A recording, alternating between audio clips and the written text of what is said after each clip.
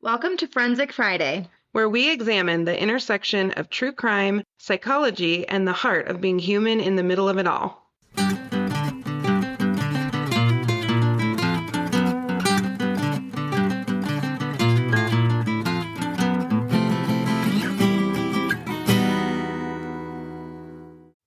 Want to know what I bought myself for my birthday? What?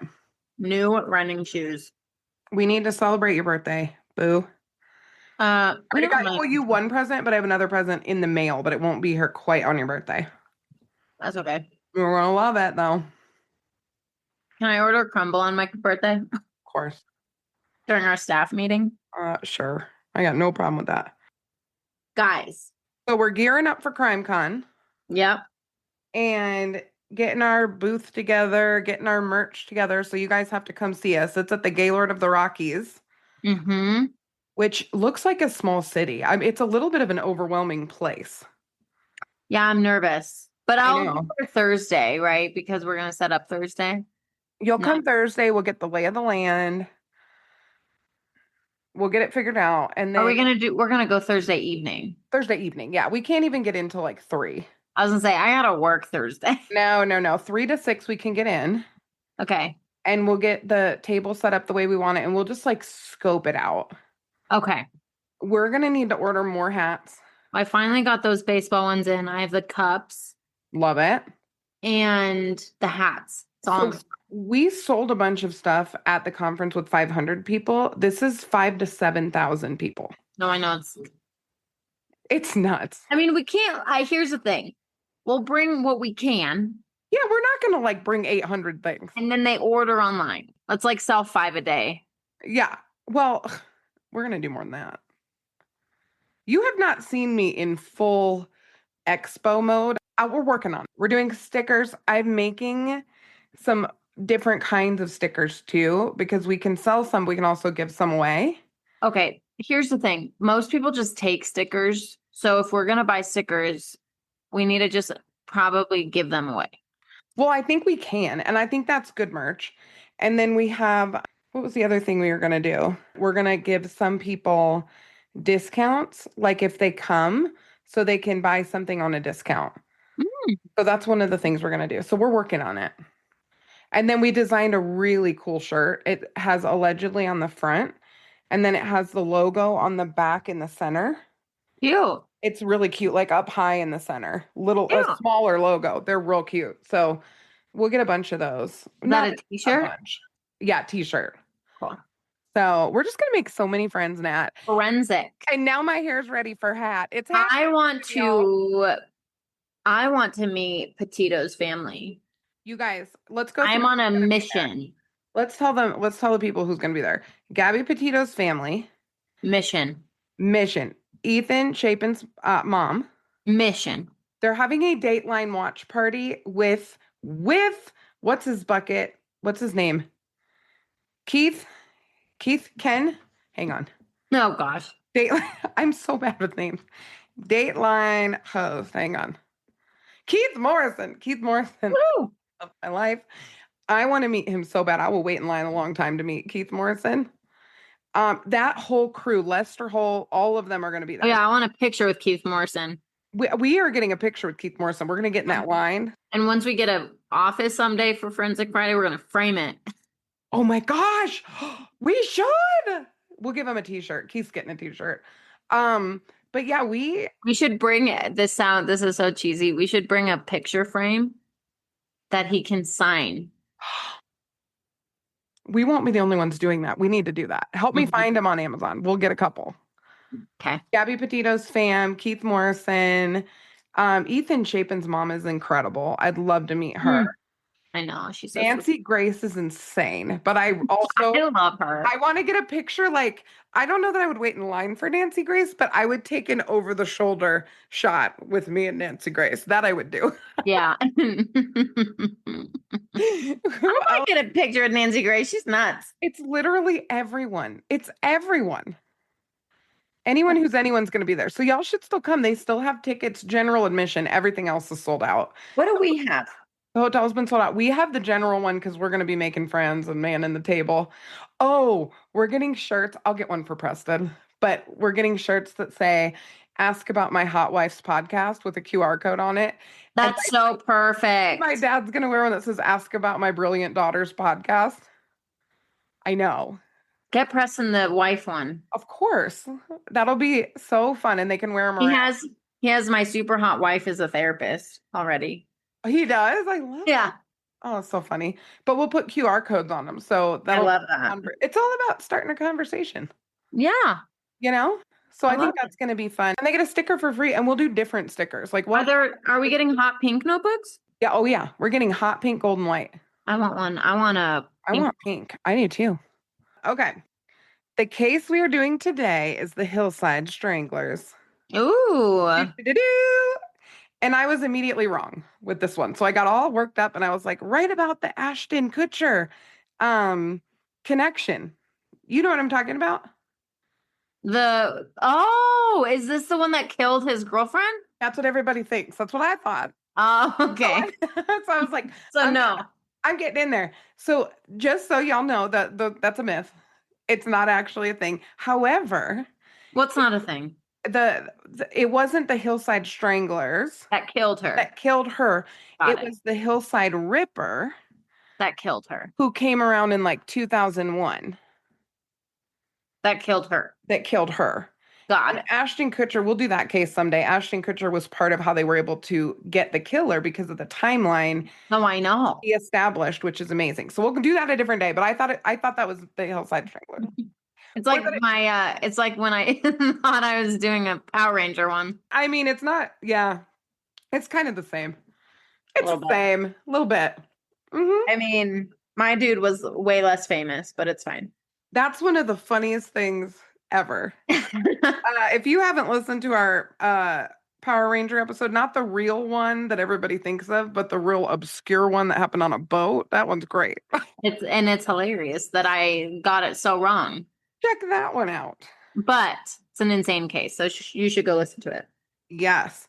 So the Hillside Stranglers case, I'm going to give you a little bit of an overview, little bit of background, not a Nat background, but like a in-between background. A Nat background. Well, because you're so good at that. I'm not quite as good at that. But then we are going to really talk about some of the psychology behind these two knuckleheads. Okay? Okay.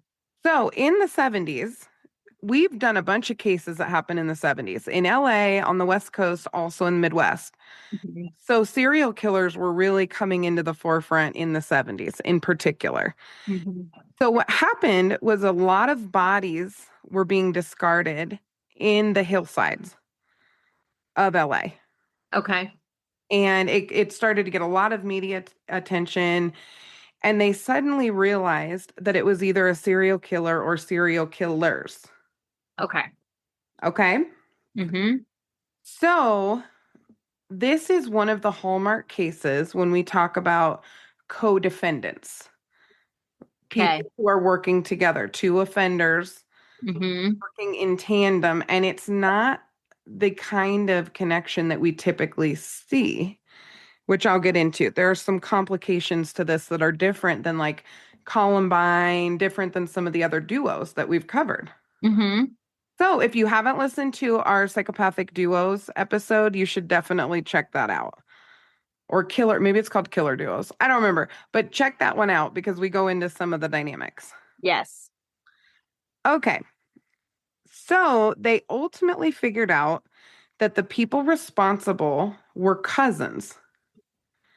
Kenneth Bianchi and Angelo Buono. Okay. Cousins. So these two are really, I mean, not only are they on the psychopathy spectrum, but they are particularly sadistic. As per usual, I'm not going to go into all of the gross details of it, but we are going to talk about what made them tick. Okay. What we know, but also what we suspect. Okay? Got it. So, as we're going through this now, I want you to be thinking of the PCLR, how we score the psychopathy checklist, right? Okay. And then also just some psychological factors that I'm going to sprinkle in here that we'll revisit. Okay. So let's talk about Kenneth first. Kenneth Bianchi was born in 1951. and he was adopted as an infant. Hmm. His early life was in Rochester, New York. And a couple of things that started popping up really early in his life, like preteen even, Okay. pathological lying, petty theft, voyeurism, and he's super fascinated in law enforcement. Who does this sound like? Who else was super fascinated in law enforcement? Well, Koberger was, Koberger. yeah. So he worked various jobs as a security guard. He also has a history of animal cruelty and just an Mhm. interest in violence. Is he Italian? I don't know. He was adopted, so his early origins are actually kind of not known. He was adopted as an infant, Okay. but they didn't say too much about his biological parents that I could find. He looks Italian. Maybe he's Italian. So he relocated to LA in 77. So he was 26 when he went to LA. So he left New York, went to LA. So all of his early warning signs basically pointed to antisocial personality disorder and psychopathy. Yeah. So he had conduct disorder in childhood and adolescence, right? We have that all documented. And then there was a deep pattern of disregard for other people, lack of empathy, all of those things. So developmentally, like he's on this trajectory real young, really Okay. young. Okay. Mm-hmm. Angelo Buono was born in 1934. So there's almost a 20-year age gap. There's like a 17-year age gap between them. Okay. Okay. So he's Kenneth's older cousin. So the familial connection with this age disparity contributed to this power dynamic in their partnership. Hmm.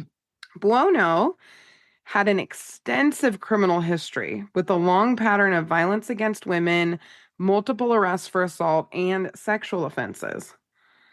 So he displayed sexually deviant behavior.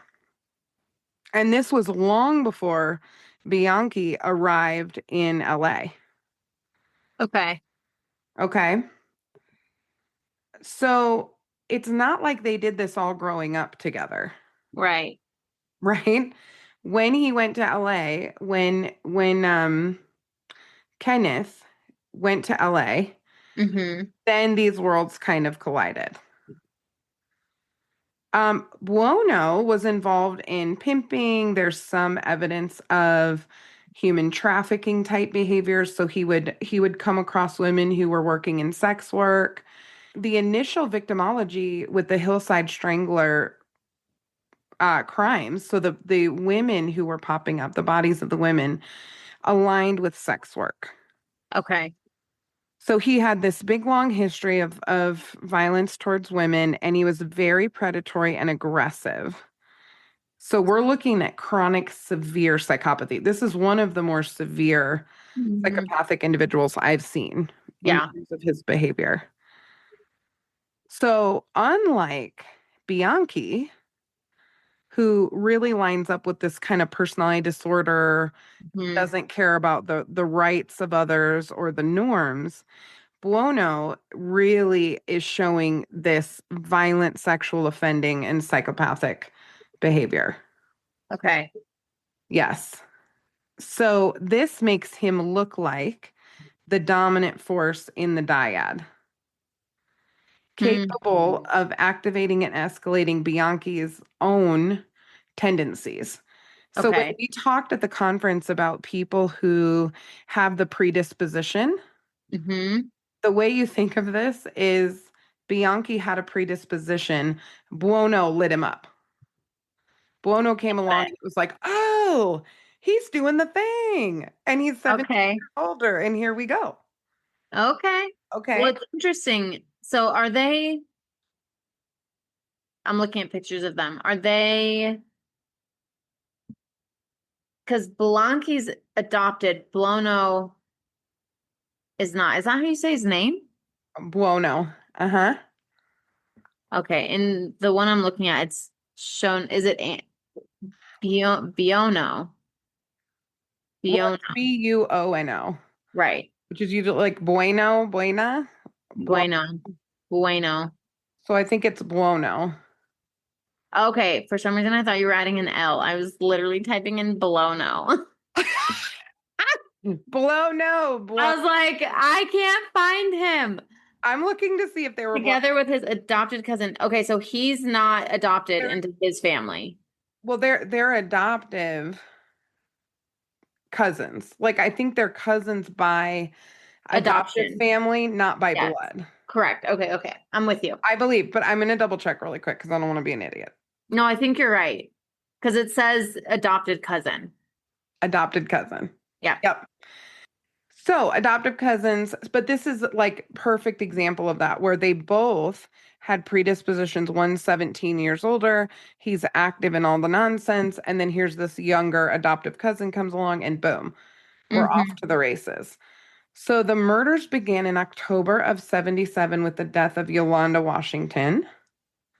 And then I'm going to get to all of the victims here in a minute, but there's 10 total. They kind of look like they could be related. I don't know.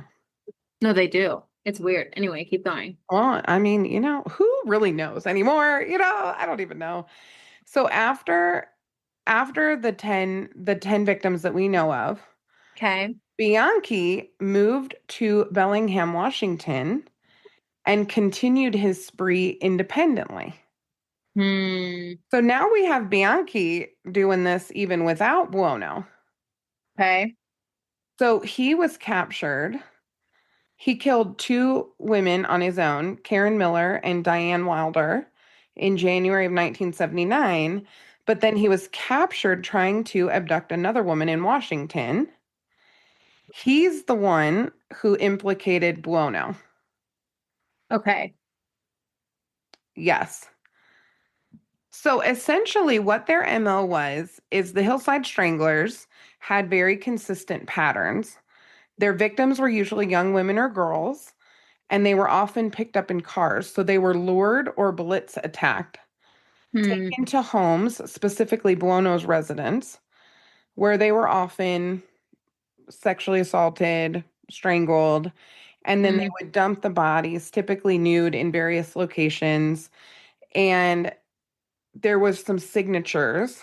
The way that they would dump the bodies, they would position them in certain ways that established a signature. Okay. And that was really kind of the sadism that made them stand out and really scared LA. It wasn't like, not that it's ever okay to have a serial killer, but what was happening to these women was so freaking terrifying and so violent and sadistic that it freaked everybody out. So they started with what they call low risk victims, which I hate even that terminology, but it is true. So sorry, continue. Oh, so most criminals use opportunity. They're Yeah. opportunists, right? So a low risk victim means someone who's less likely to be checked in on, might give them a little bit more time, someone who might be estranged from their families. So they targeted prostitutes, sex workers, Yeah. people involved in drug situations. That's who they targeted, homelessness, that kind of stuff. Yeah. Later, Trying to though, get into who his bio mom was. ooh, I love that you're finding things too. You can throw those in because I don't know that. Okay. I don't think I know that. So we'll get into that. Okay. So later, though, as they escalated and their risk taking increased, they were more emboldened, which we see this is how people typically get caught. And they started choosing victims that were way riskier in the sense that it would be noticed quicker that they were missing. Interesting. Uh-huh. And they were just less vulnerable. Huh. But they also were driven by increasing brutality and they had kind of this shared fantasy. So they were mutually reinforcing and intensifying these deviant desires, which is part of how Bianchi got caught, Okay.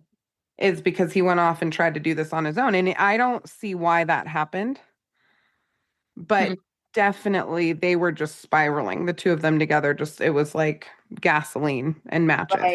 Right. So here are the known victims. in order of when they were found. So we in October of 77, Yolanda Washington. She was an 18-year-old prostitute from Hollywood. November 1977, Alyssa Caston, Mm, 21-year-old prostitute from Hollywood. November 1977, Christina Weckler, 12-year-old student.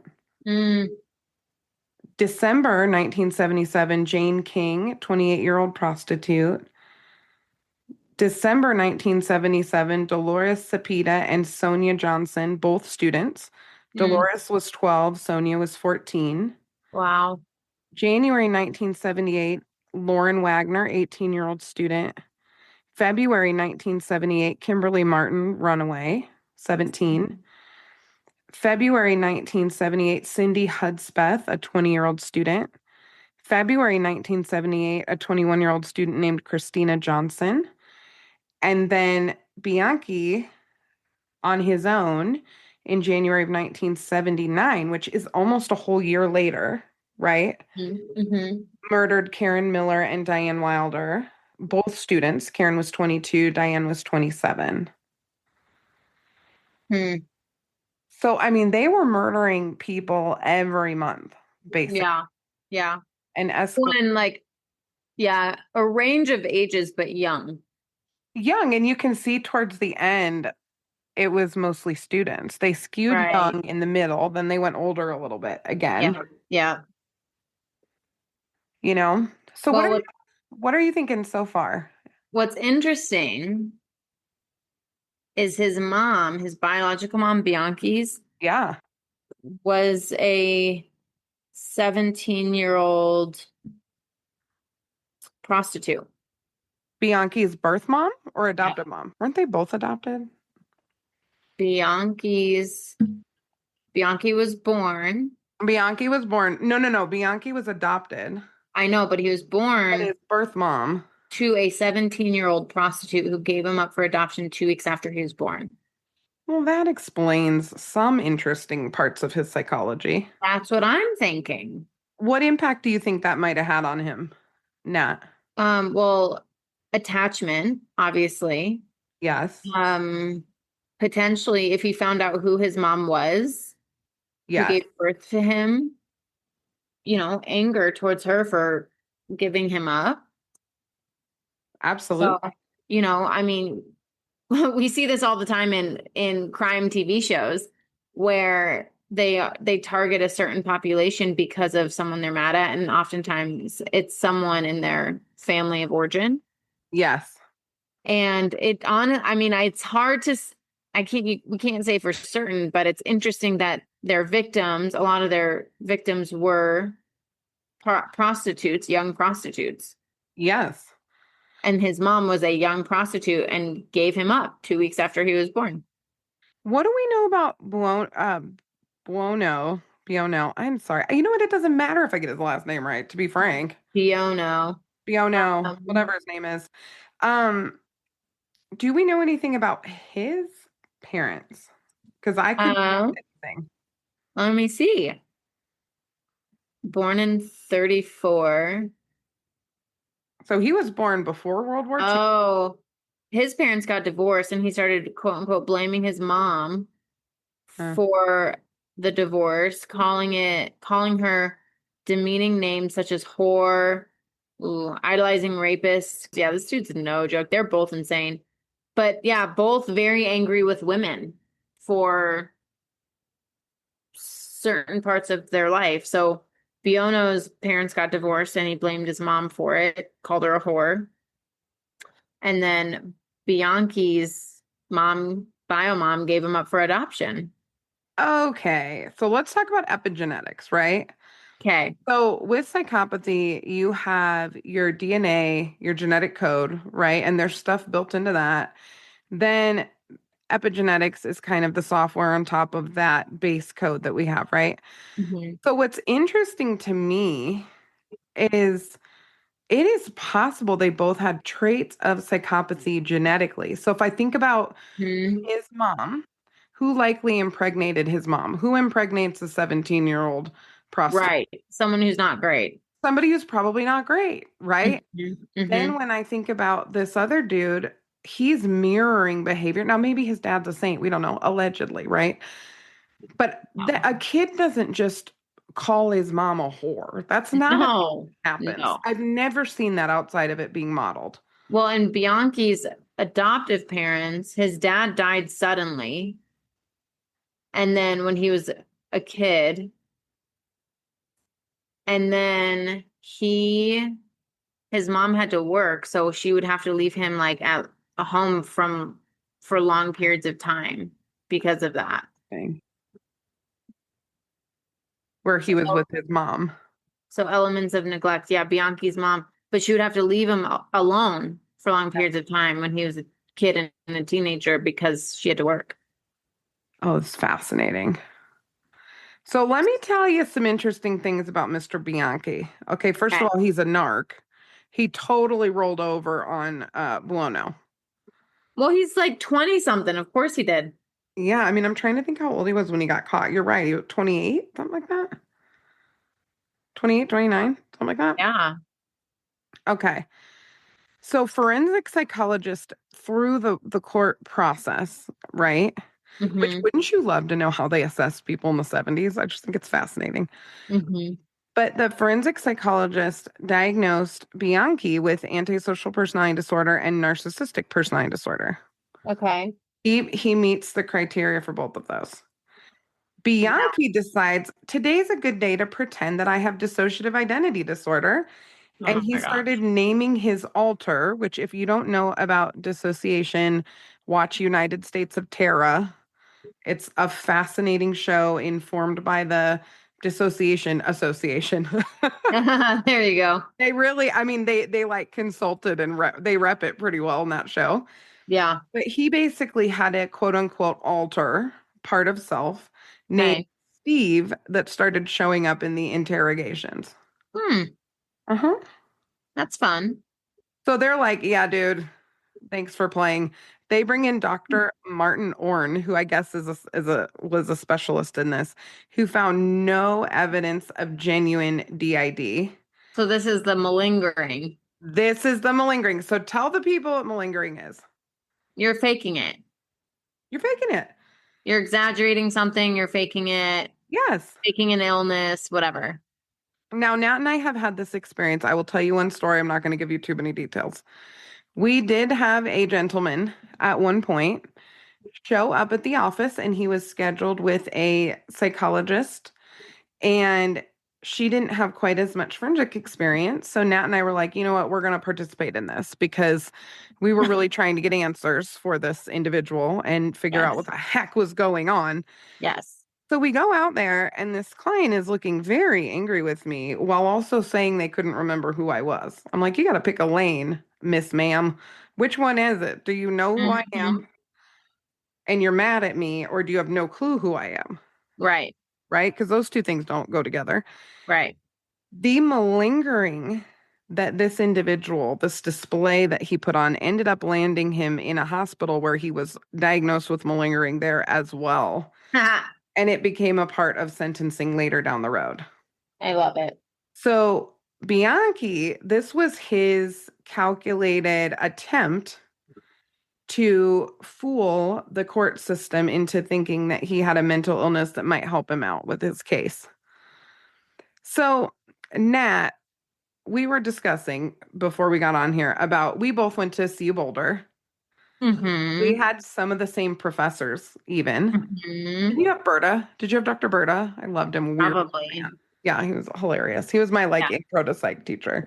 Oh, yeah, yeah. He was the one who would like mimic the meerkat staring at the sun. That was like his favorite metaphor for everything. But anyway, he was I great. don't remember. So when we were in our undergrad, we may have had the same teacher, but they did a specific exercise to teach about the Barnum effect. Yes, I loved the Barnum effect. So how did they teach you about it? Did they do the same exercise with you with an assessment? Yeah, yeah, like they do all well, I'm sure they did. They My, hand out a test.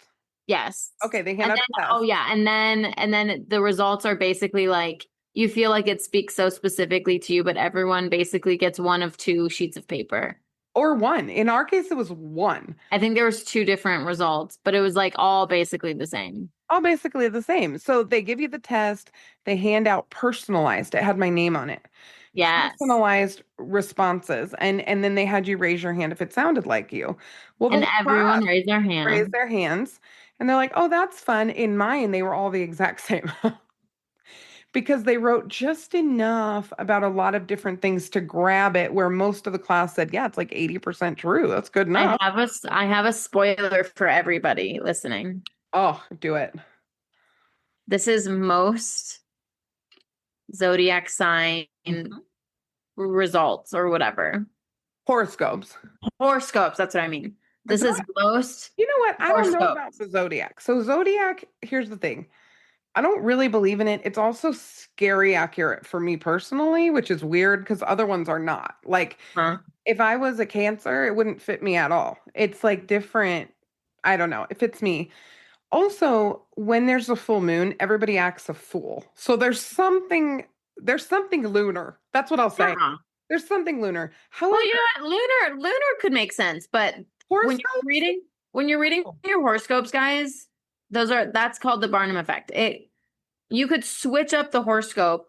yes, Like I could read Preston's horoscope and be like, if I'm an Aries, be like, oh my gosh, it speaks to me. it's mostly Or true. or if I'm a Leo, it doesn't really matter. Well, and the other thing too, I mean, those are two fire signs, which that could be interesting Oh too. my gosh. But Elle would be so proud of me right You now. are not helping this. I know I'm not helping, but no, no, no, you are totally right. And I'm sorry to say, and I know there some of you on here may believe in fortune tellers and psychics and all that kind of stuff. But if you're paying by the minute for somebody to tell you what's going on in your life, like call therapists. That it's just we'll get there faster. We can get to a point where we don't need other people to tell our future, you know. Yeah, and here's the thing. I'm not gonna like say one thing or another about that because, I don't know. I don't know. I don't have those giftings. I'll just say that. But I will tell you, sometimes those individuals, and I'm be careful how I say this, I believe are what's the freaking word? Not extorting. Oh, I know what you're talking about. They're kind of capitalizing on the weaknesses Yes. or needs of others. Yes, they're capitalizing on your pain and potential Yeah. loss. So Yeah. just be really mindful of who you go to. You know, I'm going to just say it that way. You know what? And if it's comforting to you, I've talked to some folks before who are like, I just Yes. feel like talking to somebody because I feel like I'm communicating with my family member or And something. that's great. Do you? And Whatever. yeah, exactly. Go to someone who isn't charging you by the minute. But if you want to predict the future, go to a therapist and get somebody who can help you make your future better. That's what I would. Yes. Instead Instead of of just just waiting to see tell what happens. instead of just someone telling you what's going on in your life. 100%. So when we talk about these two knuckleheads, okay, Hmm. and I don't have a lot of empathy for them. I try to have empathy for people with psychopathy. However, not everyone on the psychopathy spectrum does the shit that they did. Like it's just Right. not when we were presenting, they said the myth is that, one of the myths that came up is that psychopaths are always really violent Right. or you think serial killer, whatever. The fact is the majority are not. Right. So when I look at this shared delusion, a shared fantasy that they had, it's weird because they worked together, but they didn't necessarily need each other. And they were both violent. They both killed and they were both very violent. I think Buono was more sexually oriented than Bianchi, and Buono Hmm. was a little more of the mastermind. Hmm. But Bianchi was also highly violent. So it's different than like Dylan and Eric, where Dylan wasn't as violent. He just wasn't. He did kill people, but it was not to the same degree, Right. you know? Right. So then I really got into the dynamics of the crimes, and I'm not going to go into the specifics, Okay. but a little bit of motive. Okay. Okay. So, what they found with Buono in particular was that he was the one with the instigation tendencies. He was the enabler. He was a little bit more dominant, overtly a sexual sadist, Okay. that kind of stuff, Okay. right? Mm-hmm. When it comes to Bianchi, a little bit more submissive, sought approval from Buono specifically, maybe had a little bit of sadism that was activated by Buono and watching Buono do what Buono liked to do, Mm-hmm. but really was oriented around power and control. They both really were oriented in power and control. Buono is the one who drove more of the severity of the torture and the killings. Okay. Uh-huh. But Bianchi continued to escalate under Buono's influence. Hmm. Yep. So that's just kind of interesting. That is interesting. Hmm. So what do you think happens in court when you malinger and you get evaluations from psychologists that say you're faking it? How do you think that is They blow you up. they blow you up, right? Mm-hmm. And typically that looks like on cross-examination, if the witness even testifies, if the offender or the Mm-hmm. subject, if they actually testify, they're going to blow them up Yep. in a cross-examination, right? Yep. So neither of these cases were intensely complicated from a legal perspective because Bianchi gave all the information about Buono. Mm. So Buono was convicted of being a part of, I believe, all 10 murders, and Okay. Bianchi, it was like 5. They think that Bianchi turned on Buono because he was afraid of the death penalty. Both of them got life sentences without parole. Okay. Well, good. Hmm. It is good.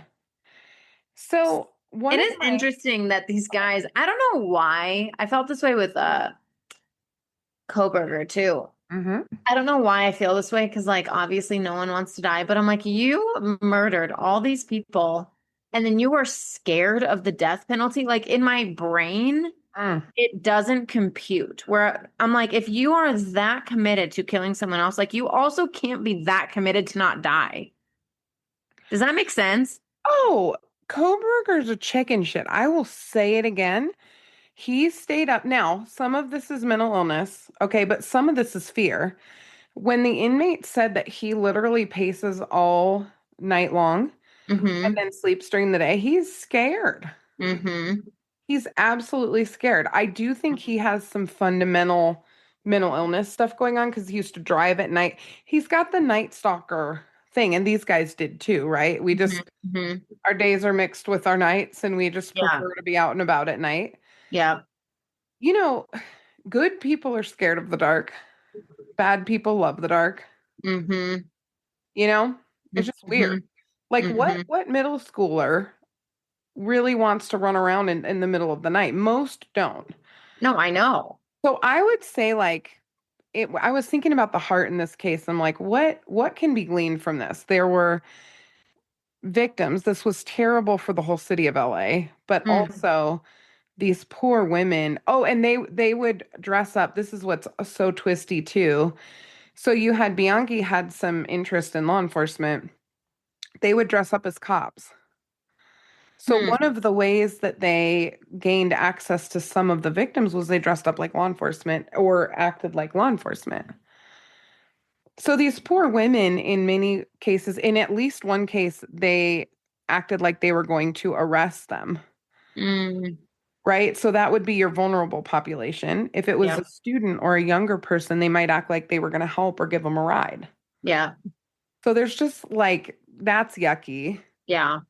and kind of how they got access to people. But one of the heart pieces that I landed on when I was kind of prepping for this case is What do you do with your kids if you have kids who are maybe not psychopathic? That's like the way on one end of the spectrum, right? We don't have too many Bianchis and Buonos running around. But what Right. happens if you have an 11 or a 12-year-old who's feeling himself and going out at night or sneaking out of the house or going and hanging out? It's kind of like the case we did with throwing rocks at the cars. Yeah. What do you Yeah. tell those parents? Because kids start to feel, and we've said you got to start parenting your kid when they're a baby. If Right. you miss all of that time parenting, you can't start at 11 or 12. It doesn't work. Yeah. But When if you just have to you're in be, a you have to be position, nosy. be nosy. Hmm. But if your kids are starting to pull this kind of crap where they're going out at night and they're just doing stuff that nothing good is happening in the middle of the night, they're not Hmm. up to something great. What can you do? I think be more to the best that you can. Here's the thing. I'm gonna like blanket statement all this, and then also going back to Bianchi's upbringing. Like his dad, his adopted dad died, and mom was trying to do the best she could. So it's like I'm gonna say this, but then also know that there's a caveat to it. Hmm. I think do the best that you can to be as present as you can. Yes. Be nosy. Like I'm thinking of Bianchi, and obviously there was some psychopathy stuff going on. Oh, so I'm much. thinking of like, when I was a teenager, people snuck out all the time, and it wasn't to go do insane stuff, but it was What about like to go killing see your people? friends or your boyfriend or your girlfriend, It wasn't to wreak havoc, but it's like, just be present with your kids.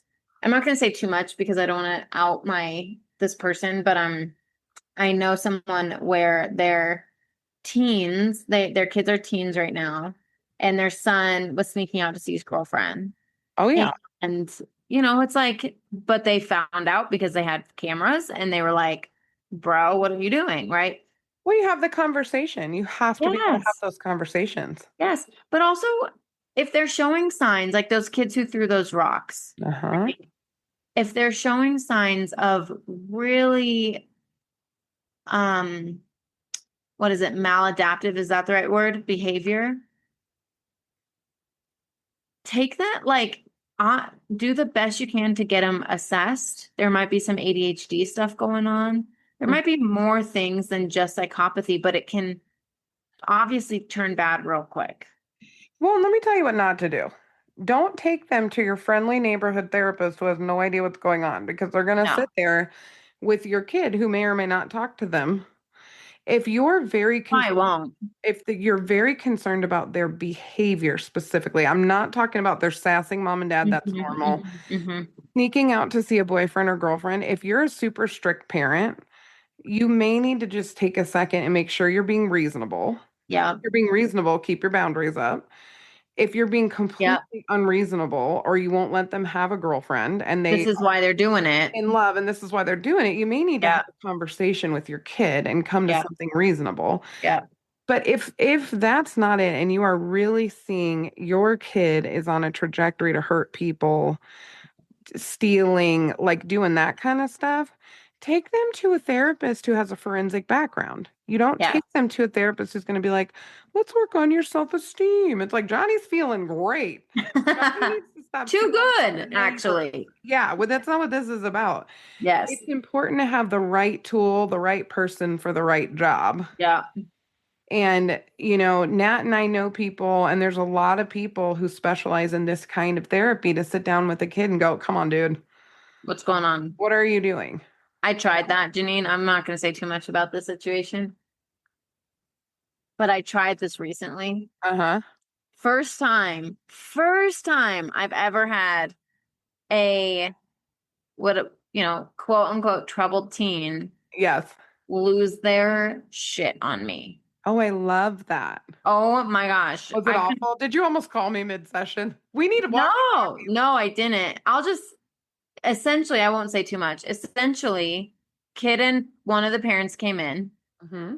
got kid got pissed real quick, literally got up and left 20 minutes in.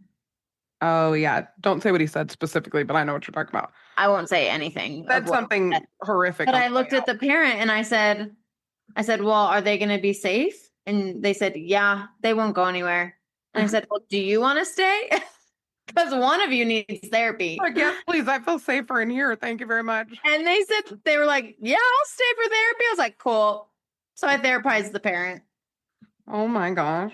Yeah, no. Are they going to come back? Yeah, they're gonna see someone else. I think it was partly because I'm a woman. Oh, are they going to work with a male therapist? Yep. I'd probably take a stab at it if I wasn't totally full. Yeah, no. Honestly, dude, I don't know, man.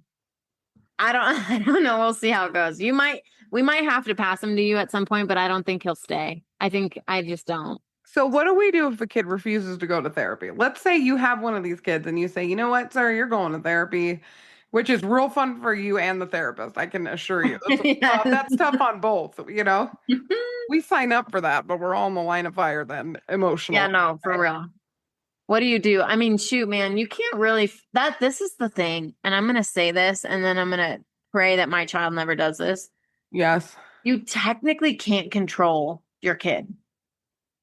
You know what I mean? And it's terrifying. You could make their life challenging. I'm not saying take the door off the hinges. Like, come on, people. We're not going to treat Right. them like they're in prison. But I could be like, you can have your Jordans and go to therapy, or you can have these cool Skechers like your grandpa and not. Right. Right. So You like know, bribery. just saying. We can change the Wi-Fi password every day. Like, we can make things a little bit more challenging. Yes. If you take a phone from a kid for 3 hours, they're ready to die. That you're not wrong. Really. I mean, it's Not kind of wrong. like, I need my phone. I can't function. You'd be surprised what you can accomplish. Mm-hmm. But the biggest thing is communication. If you get on a power trip with a kid like this, you're just going to get in a fight. But it needs to be Oh, like, I have a solution. I'm You telling won't you. have to part with your phone if you just do XYZ. If you don't, then You do the you thing. also know what to expect. Yes. It's as simple as that, Yes. you know? Mm-hmm. But I was thinking about like, oh my gosh, if you're granted, most of the cases we do, the parents aren't on it, parenting Mm-hmm. full time, empathetic. Mm-hmm. That's not usually what you see. It can No. happen though. Yeah. It can Yeah. happen. And it's really scary when your kid's off base. But I've seen way more kids come around at the end of the day than not. That's why you're saying this situation it stands out to you because it's not the norm. No, I've worked with tough kids before and Yep. I've never had that happen. Oh, I know. I can usually get them to stay. Mm. Even if they don't say anything, I can usually get them to stay. My favorite is when they walk up the hall. This is boys. This is always boys. Sullen. They look so pissed in the waiting room. They want to talk to you. They come up the hall and they're like mean mugging. And then they get in your room and they start talking to you. Sometimes they even tear up a little.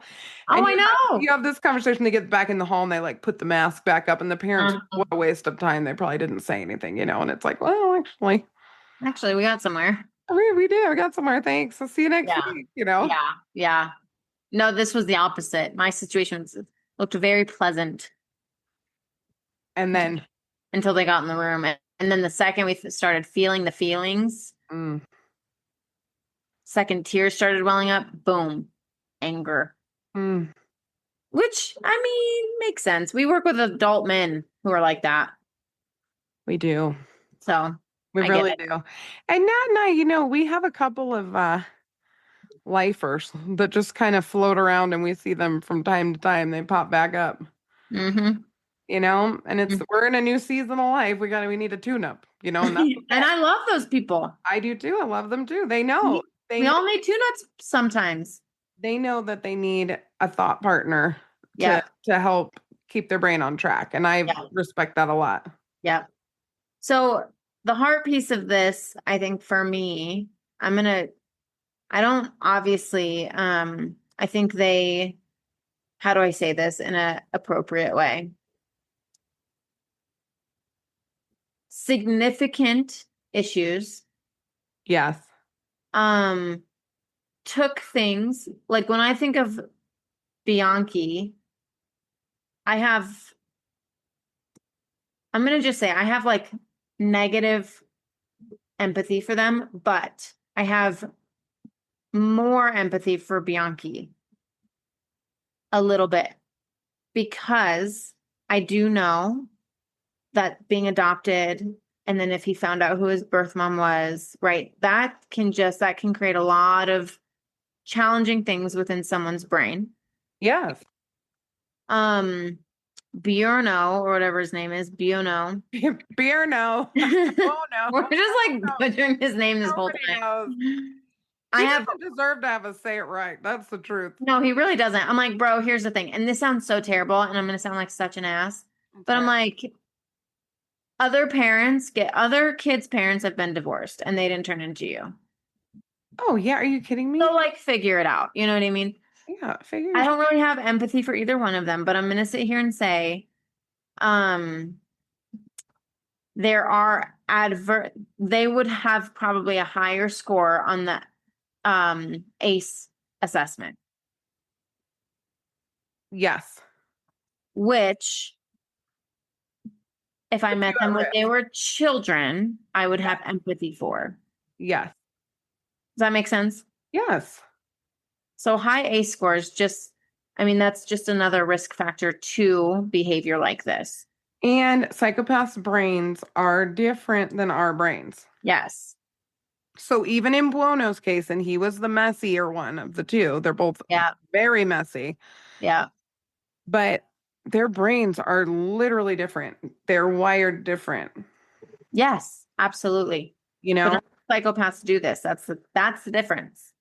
And I'll say again, that book, Sociopath by Patrick Gagne, is so good. Love it. Because she's not to a degree of hurting people like this, but you've got some night stalking behavior, you got that kind of stuff. And she goes, I'm going to study myself. Mm-hmm. Not unlike James Holmes, who was like, I got to figure my brain out. I really believe that's what he was trying to do. It doesn't excuse his behavior. I don't think James Holmes was on the psychopathy spectrum. No, he was psychotic, which is a different Yes. thing. Yes. But he was trying to figure his brain out. What you see with Patrick in Sociopath, she is really, I mean, she makes it her life mission to understand Figure out. her That's cool. brain and why she functions so different. I love that. I know. Get curious, like spend your time doing productive things with yourself than like killing people. I want to understand me. My brain's weird. That's why it took me 40 years to figure out I have ADHD. And boy, There do you go. it took some time, but I figured it out. You got it. So Mhm. it's okay to like be in process. What you can't do is allow your brain to dictate who you are. Some Mhm. of us have to fight our brains harder than others Mhm. to show up well in our lives, and you Mhm. can't give that up. So if you're depressed, anxious, ADHD, any of the things, like stay in the fight to show up Yeah. well for your people. Absolutely. Well, thanks so much for joining us. We'll keep y'all posted on CrimeCon. We've got some great cases coming, new merch, all the things. All the things. So we'll see you next week. As always. Bye, forensic friends. I'm Janine. And I'm Nat. And as always, thanks for listening and join us next week for more crime, psychology, and heart.